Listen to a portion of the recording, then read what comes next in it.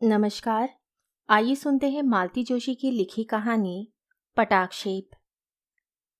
चाय चढ़ाई ही थी कि इन्होंने आकर कहा, पद्मा, एक कप पानी और गौतम साहब आए हैं।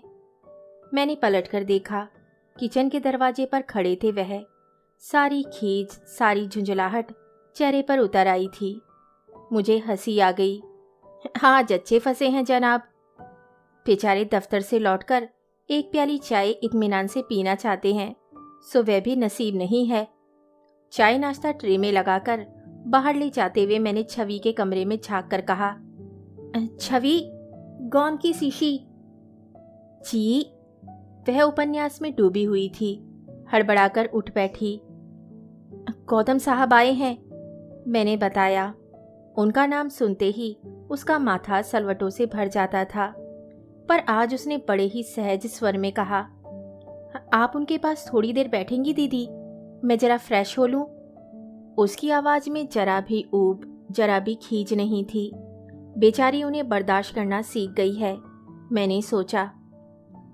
और सुनाइए गौतम साहब, क्या हाल चाल है? इस बार तो बहुत अरसे बाद दर्शन दिए, मैंने मेज पर चाय नाश्ता लगाते हुए कहा। किसी विदेशी बैंक की धोखाधड़ी का किस्सा सुना रहे थे गौतम। उसे बीच में ही छोड़कर मेरी ओर मुखातिब हुए। दुआ सलाम के बाद जो शुरू हुए तो घर की, दफ्तर की, देश की, विदेश की, पता नहीं कितनी खबरें सुना गए। यह बैठे बैठे बोर होते रहे। बड़ी मुश्किल से अपनी उबासी रोकते हुए बोले, छवि को बुलाओ भाई, इनका कितना टाइम वेस्ट करेगी? He is a busy man. बड़ी मुश्किल से अपनी हंसी रोककर भीतर आई थी मैं और बंद दरवाजे पर दस्तक देते हुए कहा, छवि जल्दी करो, तुम्हारे भाई साहब ऑफ हुए जा रहे हैं। बस दीदी, अभी आई, उसने कहा और दरवाजा खोल दिया। खुशबू का एक छौंका मुझे सराबोर करता हुआ निकल गया। उसकी धुन से उबरकर मैंने देखा, बादामी रंग की net nylon sari, matching blouse और चूड़ियाँ, ठीला जूड़ा, जूड़े में गुलाब। छवि तो ऐसे सज संवर कर खड़ी थी जैसे कहीं पार्टी में जाना हो। उसका सलोना रूप सदा की तरह मेरा हीन बोध जागृत कर गया और मेरा ईर्ष्यालु मन कुनमुनाया। भला गौतम साहब के लिए इतने बनाव श्रृंगार की क्या जरूरत थी? दीदी, पीयूष सो रहा है, उसे तो देख लेंगी ना आप? दूध बनाकर शीशी में भर दिया है मैंने, उसने अपने लुभावने अंदाज में कहा और मेरे सारे विकल्प बिला गए। फिर से ममतामयी दीदी बन गई मैं और उसे आश्वस्त कर बाहर भेज दिया। सोचा, पहनने ओढ़ने के यही तो दिन है। किसी जमाने में मैं भी तो दिन में 3-3 बार साड़ियाँ बदलती थी। दर्जनों बार दर्पण में झांककर काजल बिंदी ठीक कर लिया करती थी। लेकिन अब कोई मुझे देखे, सुंदर दिखने का कोई उछा ही नहीं रहा। और ये सब सोचते हुए पता नहीं कब मैं शीशे के सामने जाकर खड़ी हो गई। अपने टुटपुंजिया बालों को किसी तरह समेटकर मैंने जूड़ा बनाया, फिर मुंह हाथ धोकर कपड़े भी बदल डाले। अपने को संवारने की कोशिश में देर तक शीशे के सामने बैठी रही और वह कमबख्त चीख चीख कर कहता रहा, छवि, छवि बहुत सुंदर है, तुमसे 10 गुना, 1000 गुना सुंदर है। एकदम सारा उत्साह जैसे निचुड़ गया। मन एक असहाय क्रोध से उबलने लगा। मेरा गुस्सा हमेशा की तरह सुशील पर आया, जो छवि को ब्याह कर इस घर में लाया है। उसके घर में आते ही मैं एक महत्वहीन प्राणी होकर रह गई हूँ। लड़कियाँ, उनके पिता, पास पड़ोसी, सब जैसे उसी के इर्द गिर्द घूम रहे हैं। शादी के 2 साल बाद भी वह नवेली दुल्हन बनी हुई है। गुस्सा लड़कियों पर भी आया, जिन्हें जन्म देने में, पालने में सारा अस्तित्व ही रसीन होकर रह गया है। गुस्सा इन पर भी। वह भला आदमी तो जमकर बैठ गया है। मुझे जरा बाहर जाना था, ये कब कमरे में आ गए थे पता ही नहीं चला था। जाने से आपको कौन रोक रहा है? मैंने कसीली आवाज में कहा। बुरा तो नहीं लगेगा ना? बुरा लगने की तो कोई बात ही नहीं है, वे आपके लिए थोड़े ही आए हैं। Padma, I dislike this tone, मुझे ये लहजा बिल्कुल पसंद नहीं है, उन्होंने जरा सख्ती से कहा। मैंने कोई जवाब नहीं दिया, मुंह फुलाए बैठी रही। कुछ लाना तो नहीं है बाजार से? इन्होंने खूंटी से कोट उतारते हुए पूछा। मैंने फिर भी कोई उत्तर नहीं दिया। ये चुपचाप बाहर निकल गई। कुछ देर बाद ड्राइंग रूम में इनका स्वर सुनाई दिया, अच्छा गौतम जी, सी यू अगेन। और फिर सीढ़ियाँ उतरने की आवाज़ आई, फिर स्कूटर स्टार्ट करने की। सारी आवाज़ें कानों में समेटती हुई मैं चुपचाप वहाँ बैठी रही, किसी फालतू सामान की तरह। पीयूष अगर झूले में कुनमुनाता नहीं तो मैं पता नहीं कितनी देर वहाँ बैठी रहती। उसकी आवाज़ आते ही मैं करीब करीब दौड़कर छवि के कमरे में पहुंची। शैतान आजकल झूले से कूदने की कोशिश करने लगा है। अब भी मसहरी से मुंह निकालकर इधर उधर देख रहा था। मुझे देखते ही किलक पड़ा और हुमक कर मेरी गोद में आ गया। उसे कलेजे से भींचकर बड़ी देर तक अपना दुलार बरसाती रही। वह भी प्रसन्न भाव से मेरे अत्याचार सहता रहा, लेकिन सिर्फ प्यार से तो उसका पेट नहीं भरने वाला था। उसने फौरन ही दूध के लिए मचलना प्रारंभ कर दिया। उसे पलंग पर लिटाकर मैंने शीशी उसके मुंह में दे दी और फिर उसके बाजू में लेट गई। मन इतना तृप्त था जैसे पीयूष शीशी का नहीं, मेरा ही दूध पी रहा है। ये नन्हा सा प्राणी आते ही घर भर का मोहल्ले का एक खिलौना बन गया है, लेकिन मेरी तो जैसे इसने जिंदगी ही बदल दी है। मन करता है बस 24 घंटे उसे कलेजे से लगाए रहूं और पूछूं, मेरे लाला, मेरे छोने, तू इतने दिनों तक कहाँ छिपकर बैठ गया था रे? दूध पिलाकर मैंने उसे तैयार किया। जैसे कोई शरबत धीरे धीरे सिप किया जाता है, मैं उसे इत्मीनान से तैयार करती रही। आखिर उसके धैर्य का बांध टूट गया और वह सड़क की ओर हाथ फेंकने लगा। तब मुझे अपना तामझाम समेटना ही पड़ा। छवि, इसे थोड़ा घुमा लाऊं मैं? दोनों देवियां तो पता नहीं कहाँ गायब हो गई हैं। मैंने ड्राइंग रूम में आकर कहा और नीचे उतर आई। पप्पू को घुमाने ले जा रही हैं मिसेस कुमार। मैंने पीछे मुड़कर देखा। मिसेस चंद्रा थैलियों से लदी फदी हाफती हुई चली आ रही थी। इसकी मम्मी नहीं आई? पूरी तरह हाफ रही थी, पर बोले बिना उन्हें चैन कहाँ। मम्मी पढ़ रही हैं इसकी, मैंने संक्षिप्त सा उत्तर दिया। अब की तो मास्टर जी बहुत दिनों बाद आए, उन्होंने साथ साथ चलते हुए दूसरा प्रश्न दाग दिया। मास्टर जी कौन? ओह, आप शायद गौतम साहब के लिए कह रही हैं। इनके दोस्त के छोटे भाई हैं। वह भी किसी नाइट कॉलेज में सोशियोलॉजी में एमए कर रहे हैं। कहीं से अच्छे नोट्स या किताबें मिल जाती है तो दे जाते हैं। मैंने लंबी चौड़ी सफाई दी और फिर लगा, इसकी कोई ज़रूरत नहीं थी। यही तो मैं लड़कियों से कह रही थी। मास्टर तो अपने समय से आता है, समय से जाता है। वे इतनी देर बैठता भी नहीं है, इतने दिन गोल भी नहीं करता, और उसे छोड़ने सारा घर दरवाजे पर नहीं आता है। मैं तो स्तब्ध रह गई। मिसेस चंद्रा की नज़र से कोई भी बात छूटती नहीं है। लोग बाग उन्हें कॉलोनी का चौकीदार कहते हैं। ठीक ही कहते हैं। मैंने फिर अकारण सफाई देते हुए कहा, इतना लेट एडमिशन हुआ है ना उसका, इसलिए जहाँ से भी हेल्प मिलती है ले लेते हैं। अक्टूबर में तो उसने कॉलेज ज्वाइन किया है। हमने तो यही सोच लिया था कि उसी बहाने घर से तो निकलेगी, 4 हम उम्र लोगों के साथ हंसेगी बोलेगी तो उसका मन लग जाएगा। आपने तो देखा था कैसी हो गई थी, दिन भर कमरे में घुसी रहती थी, ना किसी से हंसना, ना बोलना, ना ढंग से पहनना, ना ओढ़ना। देवर कब लौट रहे हैं आपके? अगला प्रश्न तैयार ही था। अभी तो साल भर बाकी है, 3 साल के लिए गए हैं ना। उत्तर देते देते अब मैं ही हाफ चली थी। मार्केट आ गया, तब कहीं जाकर मुझे राहत मिली। उन्हें दुकानदारों से उलझता देखकर मैंने मार्केट का एक राउंड लिया, कुछ टॉफियां खरीदी और लौट पड़ी। लौटते हुए उनके साथ आने का साहस मुझ में नहीं था। लौटते हुए पड़ोस की 2-3 लड़कियां मिल गई थी और मैंने राहत की सांस ली। उन लोगों में पीयूष को लेने के लिए होड़ सी मच गई और मुझे हाथ सीधा करने का मौका मिल गया। मोटे ताजे बच्चे देखने में तो अच्छे लगते हैं, लेकिन उठाना पड़े तो भगवान याद आ जाते हैं। पीयूष अपनी भक्त मंडली में प्रसन्न था और फरमाइशी प्रोग्राम पेश कर रहा था। शुभा, विभा ने, छवि ने उसे कई करतब सिखा रखे हैं। लड़कियां मुग्ध हुए जा रही थीं। 13-14 साल की लड़कियां थी वे। उन्हें मुग्ध होने के लिए कुछ भी काफ़ी होता है। हाय कितना स्वीट है ना, हाय कितना इंटेलिजेंट से होते हुए बात उसकी मम्मी पर उतर आई। घर पहुंचने तक छवि कितनी स्वीट है, कितनी स्मार्ट, कितनी ग्रेसफुल, वगैरह विशेषण पा चुकी थी। अपने घर की ओर मुड़ते हुए जब पीयूष को लिया तो कितना भारी लगा मुझे वह। किसी तरह सीढ़ियां चढ़कर मैं ऊपर आई। गैलरी में आकर पता लगा कविता की जो पंक्तियां हवा में तैरकर मेरे कानों से टकराती रही थी, उनका उद्गम स्थान हमारा ड्राइंग रूम ही था। मुझे लगा शायद छवि रेडियो खोलकर बैठ गई है। ड्राइंग रूम में आकर देखा कवि महोदय सशरीर ड्राइंग रूम में विराजमान हैं और उनकी एकमात्र श्रोता बड़ी तन्मयता से रसास्वादन कर रही हैं। मैंने ईश्वर को धन्यवाद दिया कि लौटते हुए मिसेस चंद्रा मेरे साथ नहीं थी। कमरे के वातावरण को गदमे बनाते हुए मैंने कहा, छवि, अपने लाडले को देखो जरा, मुझे किचन में जाने दो। दोनों देवियां लौट आएंगी तो मुझे ही खा जाएंगी। कवि और श्रोता दोनों जैसे समाधि से जाग पड़े।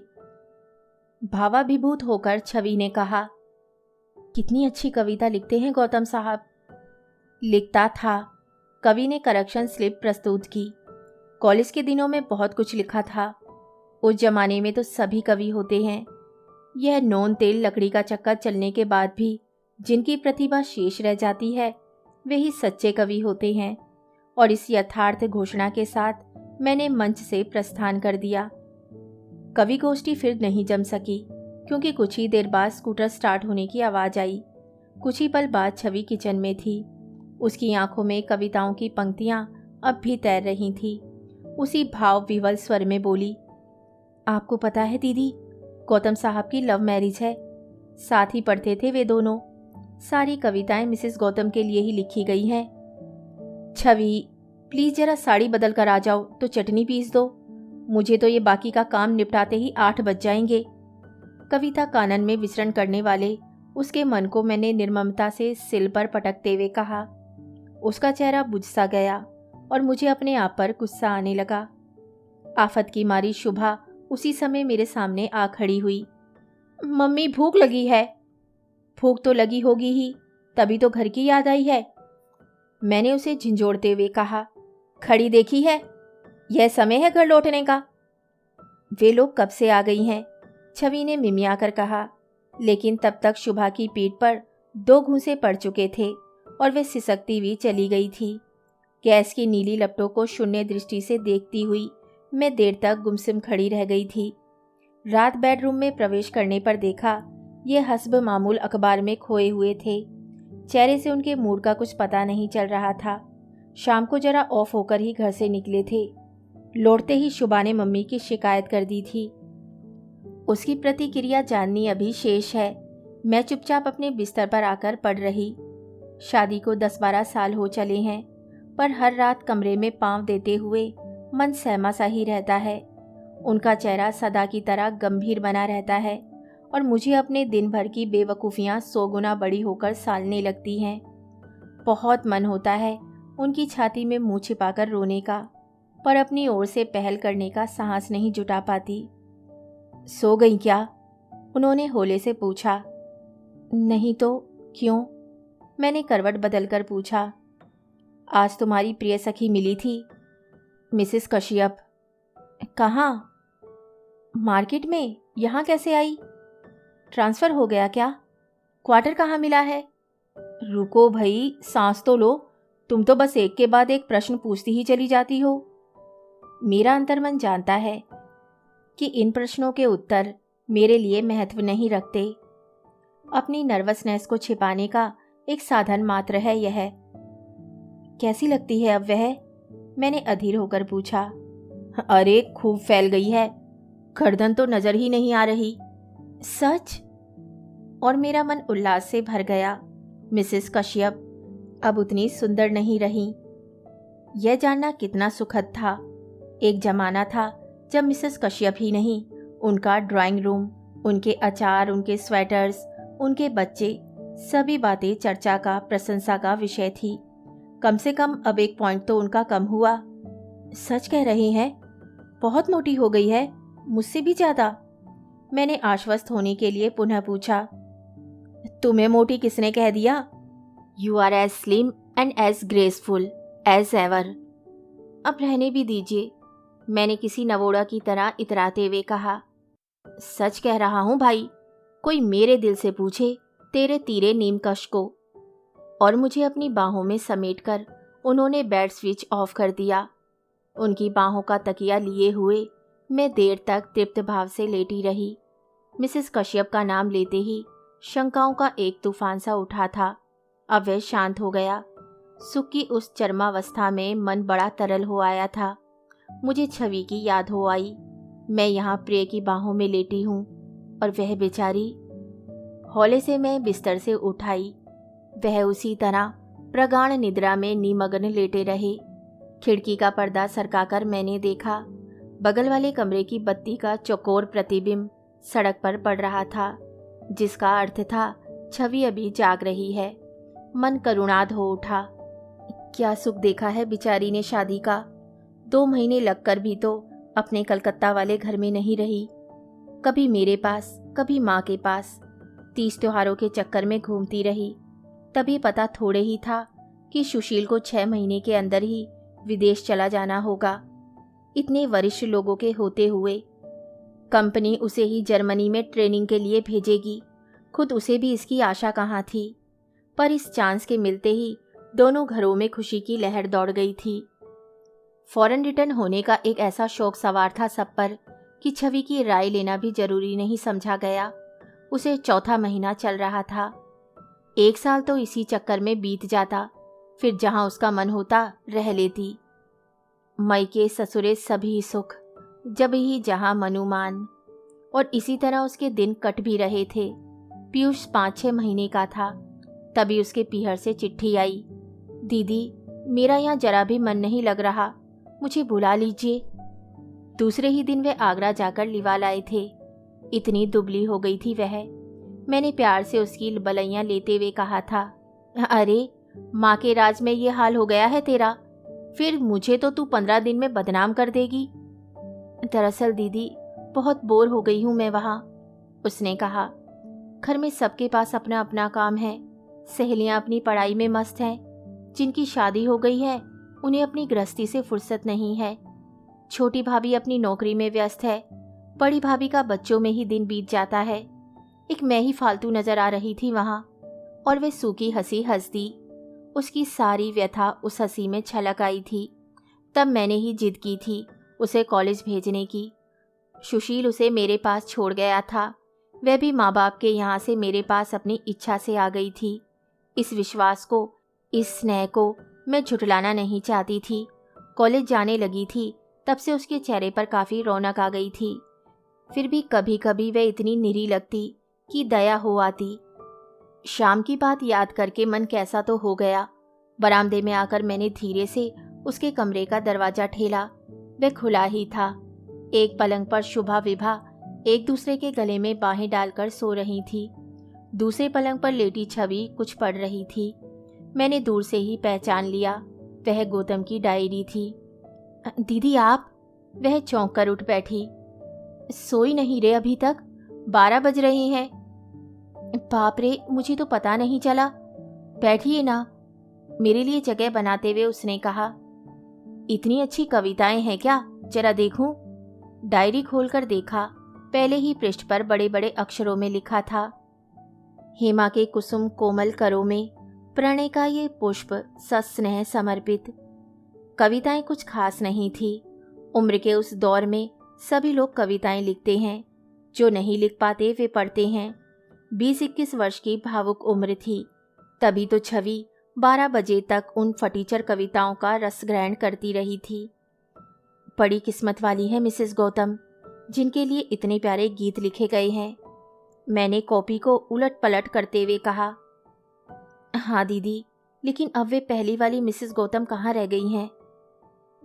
कैसे रहेंगी भला? 3-3 बच्चों को जन्म देने के बाद औरत क्या वही रह जाती है? और वो तो शायद सर्विस में भी हैं कहीं। छवि, सुंदर दिखने के लिए भी सुविधा चाहिए। दीदी, मैं सुंदरता की बात नहीं कर रही थी। मेरा मतलब है अब उनमें पहले की सी अंडरस्टैंडिंग नहीं है। बहुत बदल गई हैं वह। और यह बात तुम्हें मिस्टर गौतम ने बतलाई है?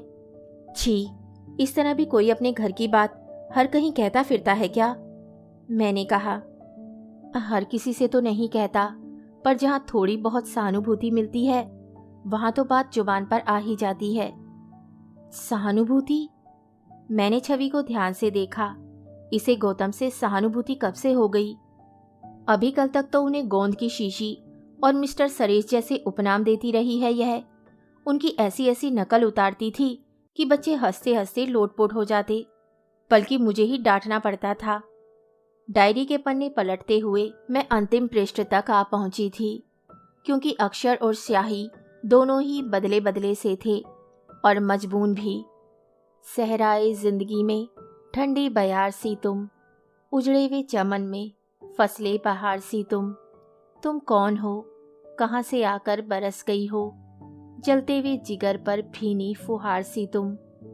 उर्दू कविता का मेरा ज्ञान बहुत मामूली सा है, पर इतना समझ में आ गया कि इसी कविता के लिए छवि को कॉपी दी गई है। पता नहीं उसकी निगाह उस पर पड़ी भी या नहीं। मन हुआ चुपके से वे पेज फाड़ लूं, लेकिन कागज तो कागज है, दोबारा भी लिखा जा सकता है। रात भर करवटें बदलती रही मैं। गौतम की कविताएं जैसी भी थीं, मेरे अतीत को कुरेद गई थी। स्मृति पटल पर अपने लिखे कई गीत नाच उठे थे। उन गीतों में क्या नहीं था? प्यार का सागर, आंसुओं की नदी, लगन की डोर, सपनों का झूला, आशा की डगर, कामना का नगर, किशोर कल्पनाओं का संपूर्ण संसार उन कविताओं में था। स्वांतः सुखाई ही थी वह काव्य साधना। माँ का आतंक था ही इतना जबरदस्त, फिर भी पता नहीं कैसे एक दिन मेरी कॉपी उनके हाथ में पड़ गई थी और मेरे देखते देखते मेरे गीत अग्नि की भेंट चढ़ गए थे। उस आग में सिर्फ कविताएं ही नहीं जली थी, मन की अमराई भी झुलस गई थी। वसंत कितने ही दिनों तक वहां आने से कतराता रहा था।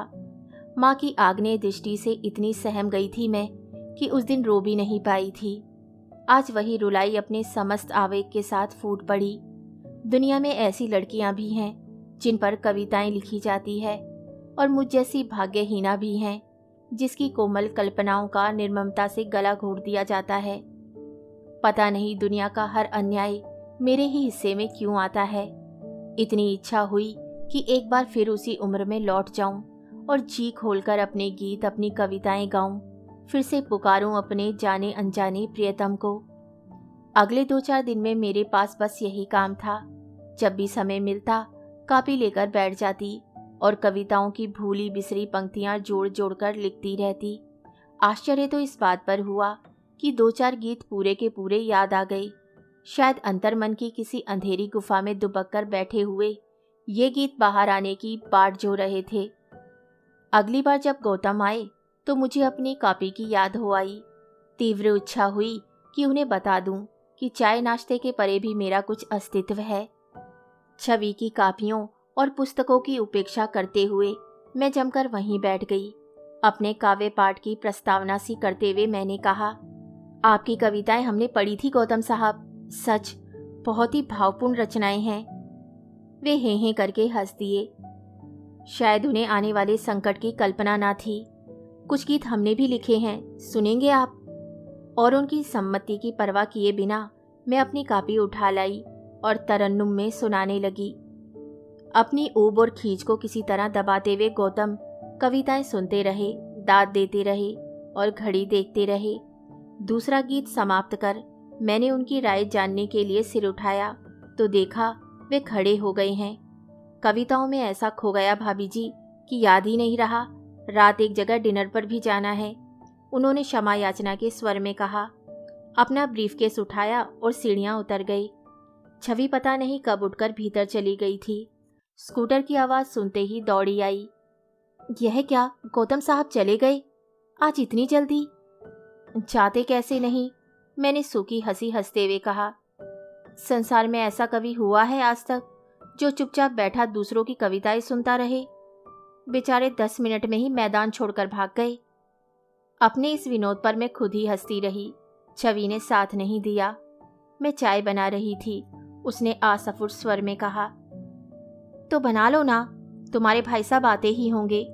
मेरे हाथ की चाय पीते पीते बोर हो गए हैं, थोड़ा चेंज हो जाएगा। ना चाहते हुए भी मेरे स्वर में व्यंग्य की धार आ गई थी। गौतम ने मेरा काव्य पाठ पूरा नहीं सुना था, इसका मुझे दुख नहीं था, पर छवि तो वहां बैठ सकती थी। आज की चाय बनाने का कर्तव्य उसे क्यों याद आ गया? इतनी घटिया थी मेरी कविताएं कि सुनी भी ना जा सके। क्या गौतम की कविताओं से भी ज्यादा उलझुल थी? कविताओं की कॉपी जलाने के लिए इस बार माँ को नहीं आना पड़ा, मैंने ही वह काम कर दिया।